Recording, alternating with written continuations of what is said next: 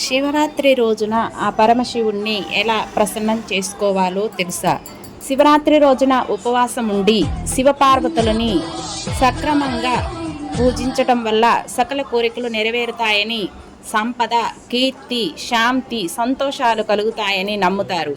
ఈ ఉపవాసం పాటించడం ద్వారా అదృష్టాన్ని పొందుతారు. మహాశివరాత్రి నాడు నిశితకాల పూజకు చాలా ప్రాముఖ్యత ఉంది. అర్ధరాత్రి 12 గంటలకు లింగోద్భవ సమయంలో శివునికి అభిషేకం చేయటం చాలా శ్రేష్టము. ఉపవాసం అంటే అన్నం తినకుండా ఉండటం కాదు. శివుని పూజ, శివనామస్మరణలో ఈశ్వరునికి దగ్గరగా ఉండటం అసలైన ఉపవాసం. ఈ వీడియో నచ్చితే ఓం నమ శివాయ, హర హర మహాదేవ అంటూ ఒక లైక్ చేసి షేర్ చేయండి. హర హర మహాదేవ, శంభో శంకర. ఓం నమ శివాయ, ఓం నమ శివాయ.